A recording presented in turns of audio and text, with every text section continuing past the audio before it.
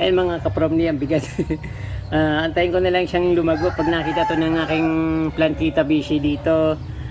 Sasabihin na, ay kakaingit ka naman, ako naman ang original yan eh. Laging ganun sinasabi niya, pero okay lang kasi talaga naman sa kanya to galing. So papalaguin ko siya, pag lumago siyempre puputulin ko ulit para itanim sa magtanim ulit hanggang sa dumami ng dumami. So itong ilalagay ko dyan sa aking bagong backyard garden para bagay sa aking white stone.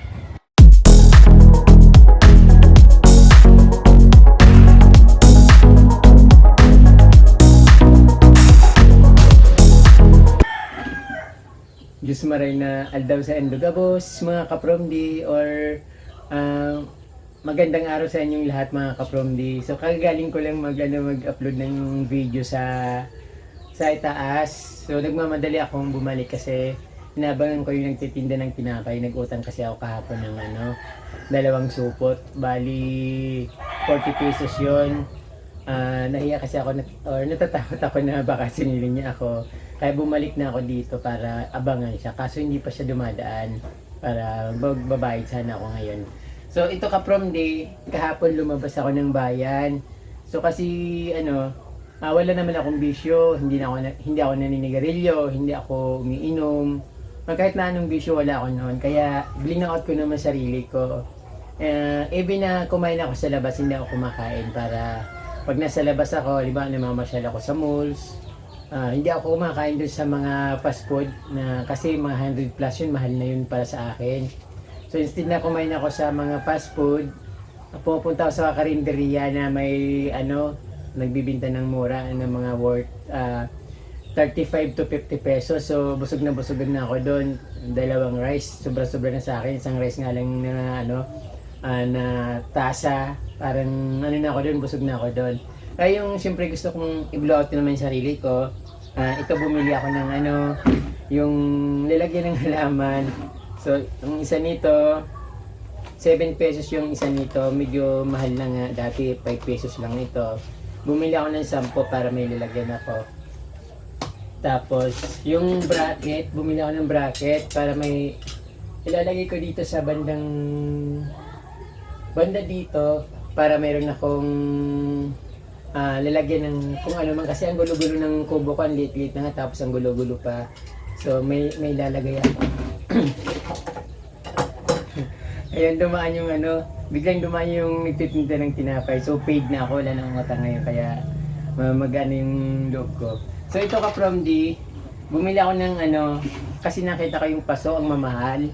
Parang 80 pesos yata yung ganito kalaki.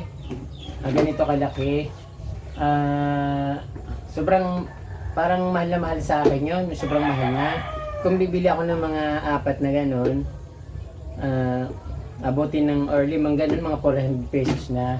So kaya yung ginawa ko, instead na paso na ganito kalaki, ang binili ko planggana na lang. So napaka very practical yung tapos mas mukha pang mas matibay kasi dun sa paso kasi yung paso parang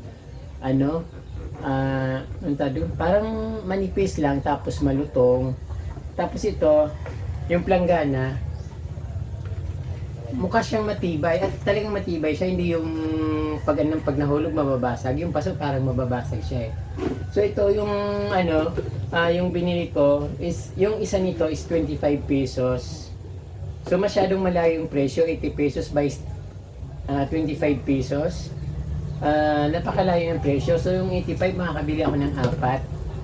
So kaya bumili ako ng 4 na ganito. So 25 ito 50. Medyo mahal ng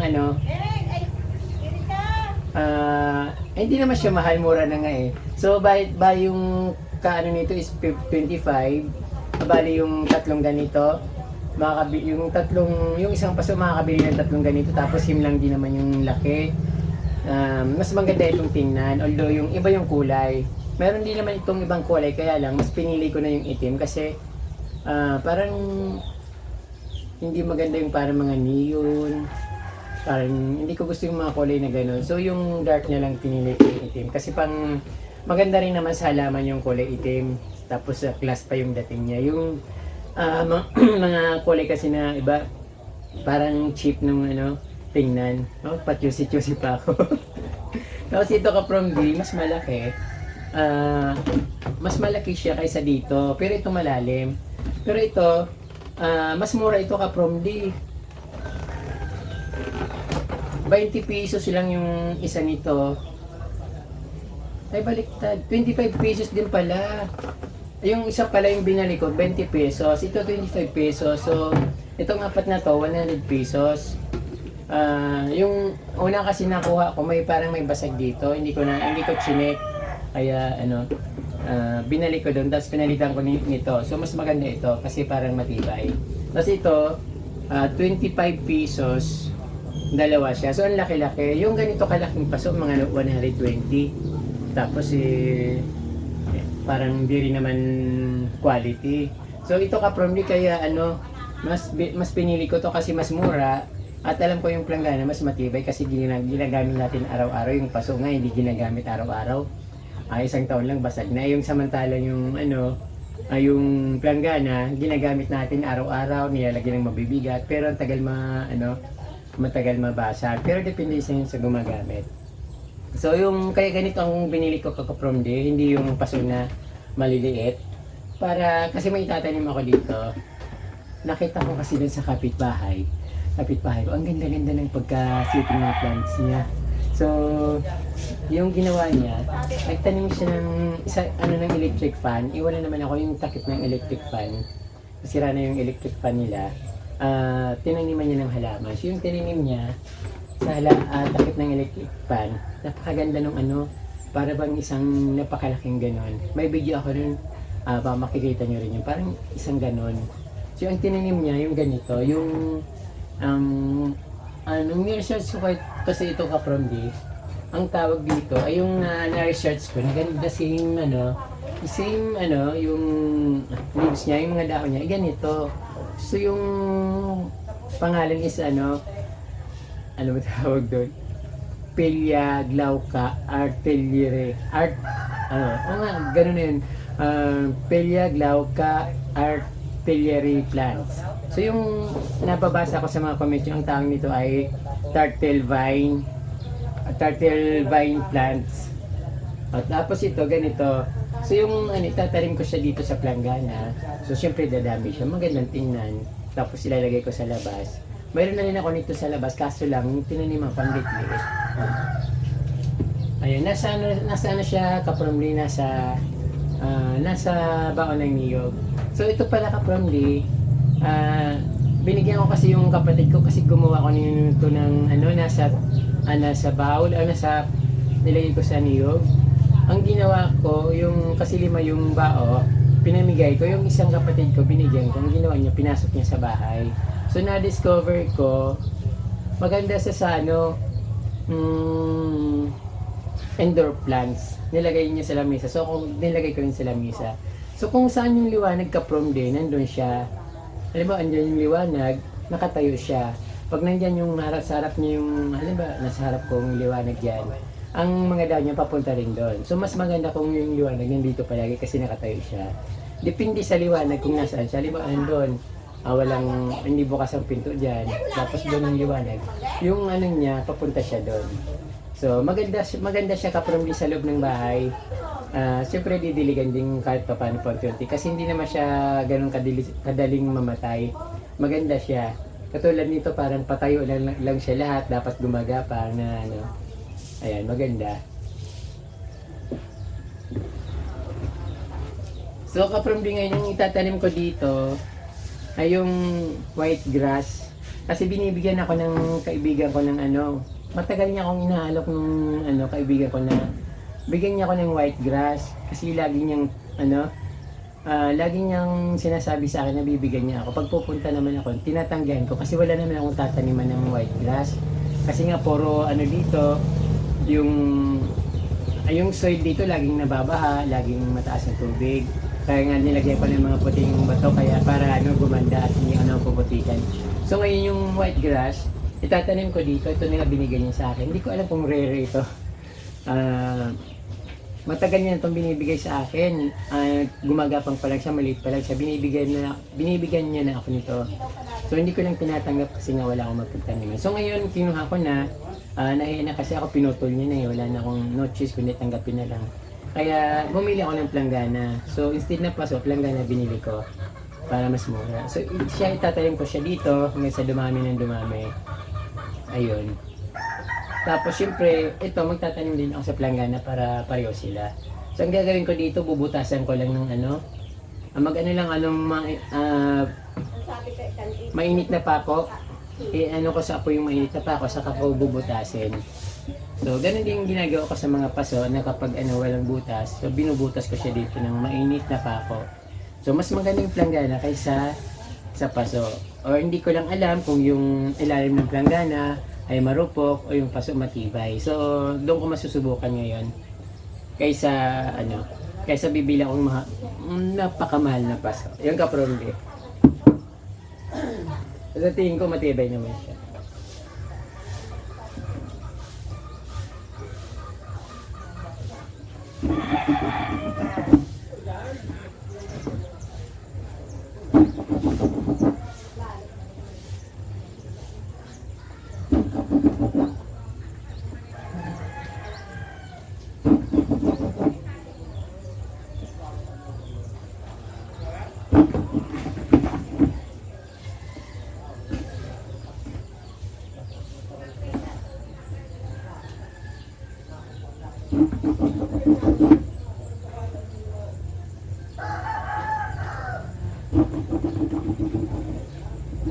Kapramdi, kapag binubutas ng binubutasan yung planggana, halimbawa katulad nito yung malapad yung ilalim, dapat hindi dinidiin kasi nababasag siya. Dapat yung lang kasi mainit naman siya. Antayin mo lang konting diin, antayin mo lang hanggang sa mabutas siya. Kasi pag diniin mo ng tudong-tudo, so yung nandiyan yung chance na mababasag yung ilalim ng pots.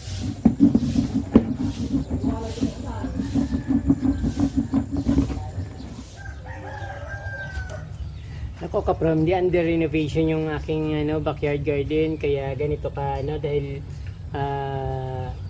gusto kong baguhin yung landscape niya. Gusto ko itaas yung lupa kasi naistaka ng tubig, so pag umulan bumabaha.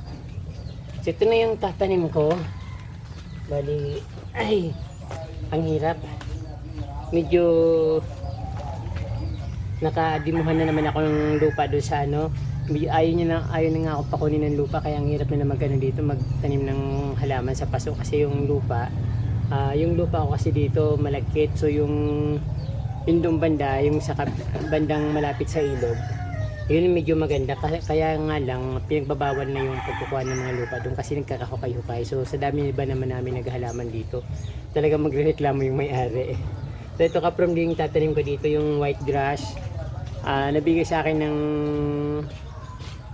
ng friend ko. So itatanim ko siya dito para dumami. So pag dumami siya, ilalagay ko dun sa bandang ginagawa kong bagong backyard garden. Medyo wala pa, hindi pa siya tapos.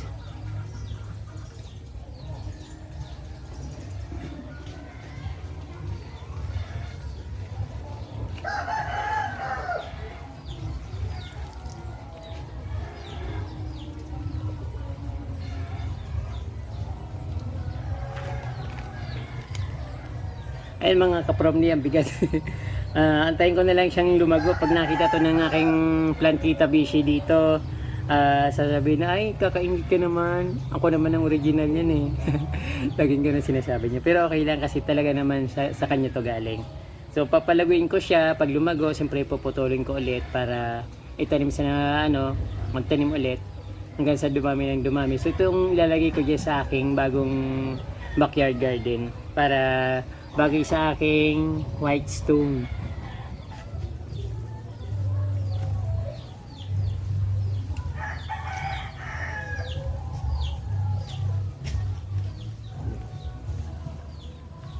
Tama na siguro to kapramdi, masyado ng siguro mga after 2 weeks nito, maganda na to kasi napakabilis nitong lumago. So ayun, nantay ko ng 2 weeks or 3 weeks.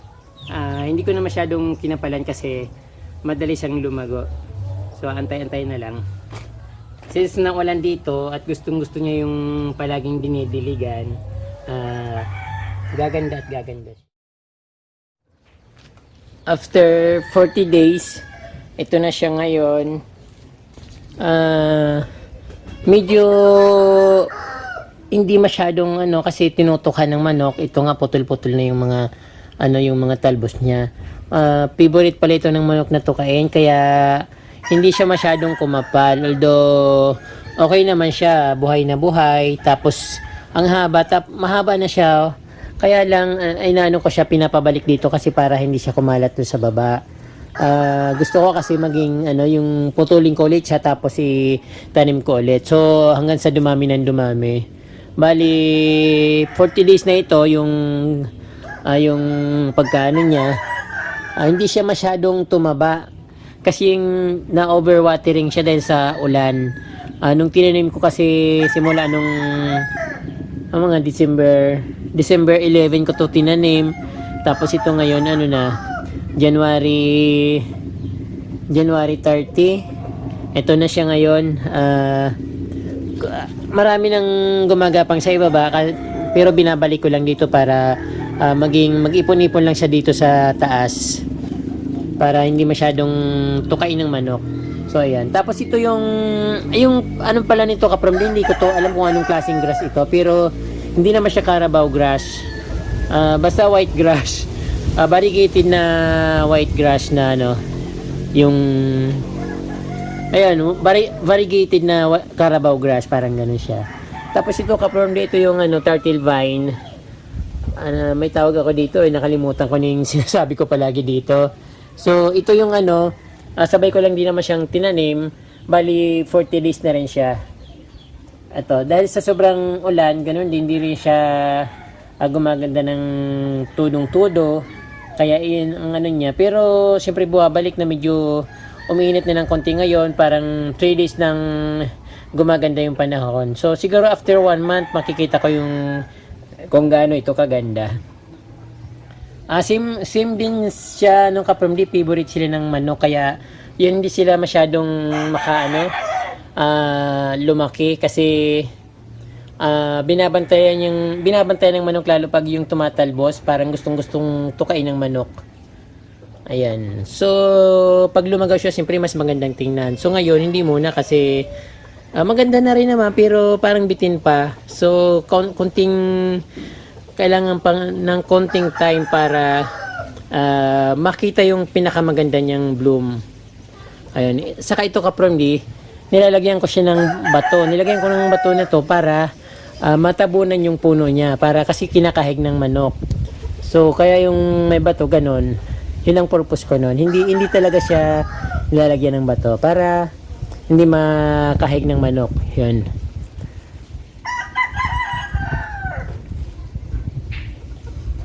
Nakakatulong din siyang protection sa kanya.